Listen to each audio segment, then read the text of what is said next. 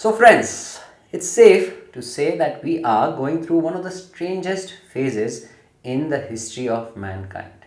Because of such an over glorification of fame, real human attributes have been sidetracked.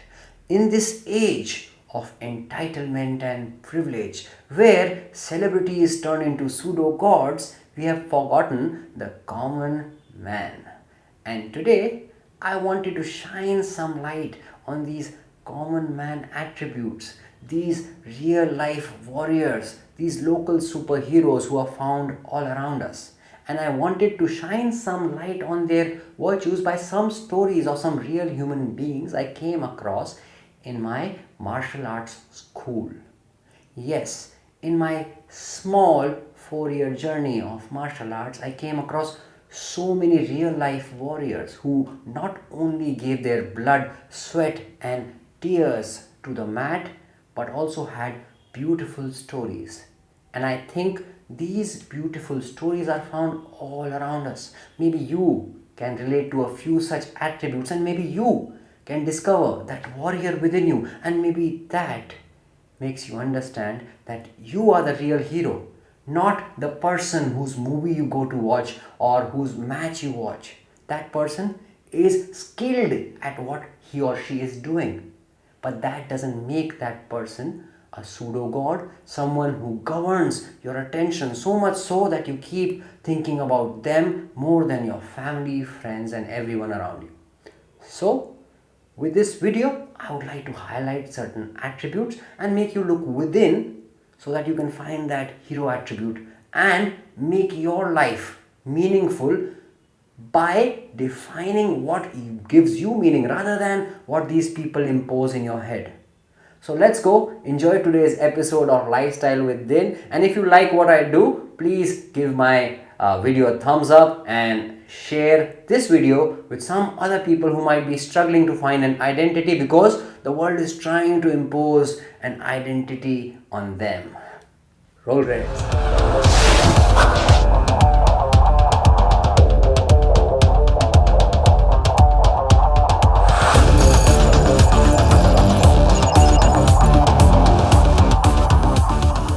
So the first attribute and the story I would like to talk about is always look at the best in someone else. So the person I would like to talk about is the person who introduced me to the specific martial art that I have practiced. He had been with me for 2 to 3 months and he understood my lifestyle a little bit. He knew that I practiced yoga, calisthenics, I lifted heavy weight, and I had been doing it for a long time. I meditated, I had a good schedule. And he could easily have been overawed by my schedule because it is tough to maintain it for a long period of time.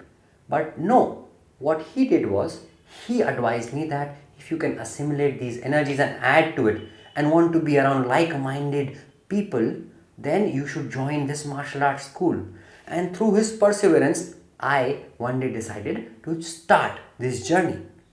What he looked at me and how he looked at me was very typical. He didn't look at me as how I was, with my six-pack, good body, ripped mind, body and soul. He didn't stop at that. He looked at a higher potential that was possible, and that's how I got to try this beautiful form. So always look at the best in anyone and anything else, the best form.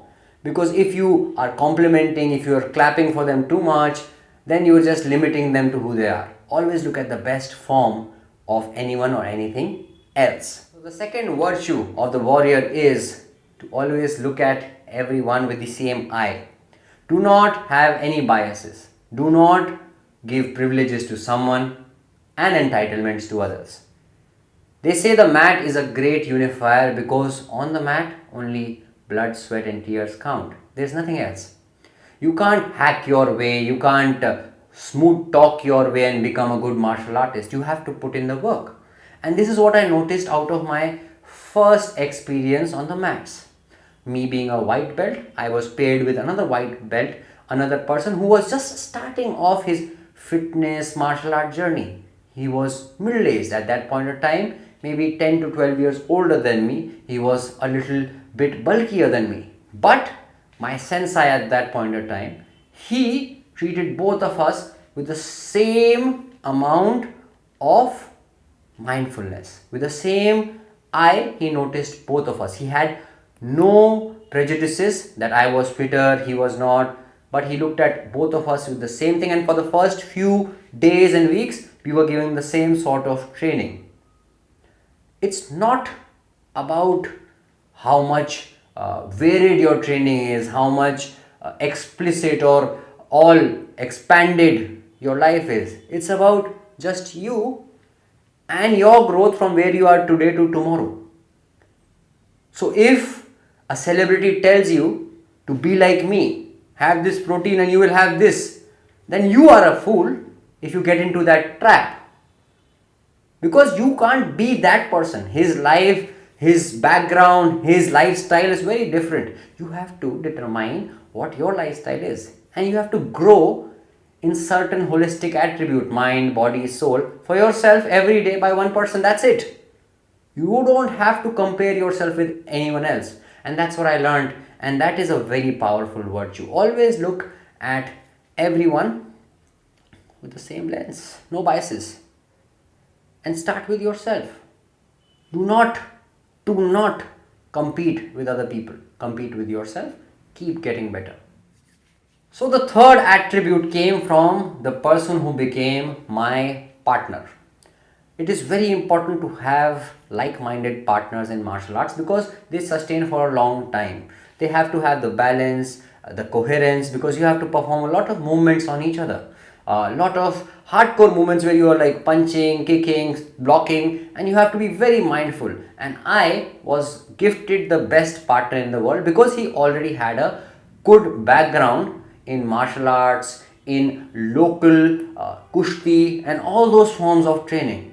He was and is the most humble person that I have seen, and at his age it's very tough because he's way more younger than me.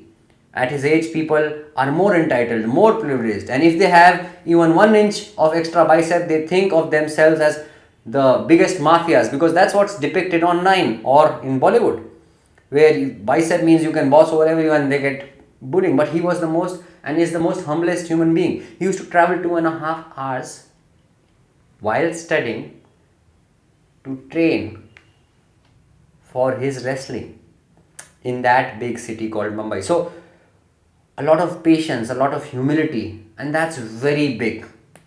We have to always be humble.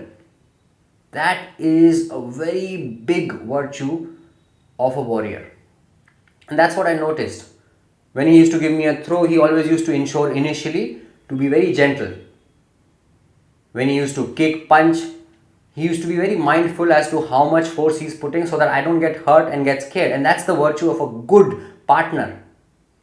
So, just because you're strong doesn't mean that you'll always be strong in front of everyone. You have to adapt as per your surroundings and have the humility to do so. Not everyone has been gifted with the same set of skills in the same amounts. Everyone has different skills. So, have the mindfulness of realizing this. Even you don't have everything in the world. You're not perfect. You're growing. So, give that scope to other people by being humble. I love you, my partner. So the fourth virtue that I noticed was when you have someone who you care for more, you invest more energy in making them anti-fragile, not giving them the comforts of life, but on the contrary, preparing them for the discomforts and sufferings of life. And this I noticed from an old friend, an old common friend who had met at the dojo. And he said, okay, fine, that's good. I know you from this resource and very nice and this and that. Let's train together. And I thought he will go a little easy on me because he knew me. But on that one day, he threw me 30 to 50 times more and harder than everyone else. And that's when I realized this principle that you have to prepare your loved ones a little more for the sufferings of life. And that is what love is. Love is not getting a bouquet or giving you a cheesecake and comforting you at all times. Love actually is preparing you for the worst of times in life. And that's the fourth virtue of a warrior. So if I am a little strict with some people of my life, it's just because of this factor that you have to be strong, not only for the times when things are good, but also when life takes a flip, and life usually does take a flip. And if I am loving you in the way that I am, giving you a lot of comforts and luxuries, then even in emotions, then I think I'm spoiling you. But when I'm preparing you for being strong, empowering you for facing all the storms of life, then I think you remember it during that time. It won't give you instant gratification that a gift might give you, but this is the greatest gift because you'll realize it once you meet such a situation. And in living a life, it's very difficult to live a life avoiding the discomforts and sufferings of life. So thank you so much. Bye bye, Jaguar. So the fifth virtue, which will be the last virtue of this particular video, I learned from all of my seniors who are incredible human beings. What I learned from them collectively is spend your life sharpening your mental, physical, emotional and spiritual sword, but keep it sheathed. What that means is we have to spend our time getting stronger physically, mentally, emotionally, spiritually, but we should get so strong that we realize the damage we can do if we start using our skills, our talents in public. And at that point of time, we should always look at pacifying situations, responding, not reacting, and always keeping our practiced talents to ourselves, not go out and create drama or an over display of whatever we have learned. And that's great honor in the art that you have practiced. That's the best way of honoring your art, because I have seen many a times and with many stories from these people from my dojo, from my school, that they have come across a lot of people who've tried to boss on them, and people who are very weak inside try to showcase a lot of strength outside, and people who are strong inside, they don't need to prove it outside, so they try to diffuse and dilute. They're the first ones to ask for forgiveness and move on, because they know the extent of damage a person can do to another. So that was the fifth virtue. Keep sharpening your sword, but always keep it sheathed. So it's always an honor spending time with such people who through their little things convey large messages. But there are so many people with so much screen time, so much power over audiences, so much influence, they are wasting, absolutely wasting and degrading the country with what and how they influence the society. And people should realize now what is more important: making stupid people famous or learning the attributes of actually being warriors in every moment. So maybe enroll in a martial arts school, maybe respect the local superheroes of your society, maybe become one by living a life of silent hard work. Maybe go against the trend of being famous, just famous because you can have that much instant gratification and that little envelope of fake love. Maybe do something really meaningful for yourself. With that being said, this is me, Dinkrit Sethi, signing off. Namaste.